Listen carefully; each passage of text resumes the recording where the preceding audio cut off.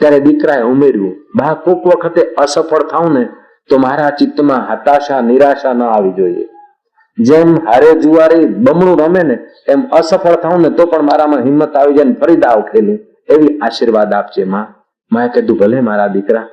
માએ બાળકને વાલ કર્યો, બેટા કોઈ પણ કાર્ય કરે ને, કોઈની મળવા જાય, કોઈ નિર્ણય કરે અથવા કોઈની સાથે વાત કરવી હોય તો જેની સાથે તું વાત કરે છે એ બાઈ છે કે ભાઈ છે, સારો છે કે ખોટો છે, એ વિચાર પછી કરજે. પણ એના ઊંડાણમાં મારો રામ બેઠો છે, એના ઊંડાણમાં મારો નર નારાયણ બેઠો છે, એવો વિચાર કરીને પછી જો તું કાર્યની શરૂઆત કરીશ ને તો તને સફળતા સાંપડે.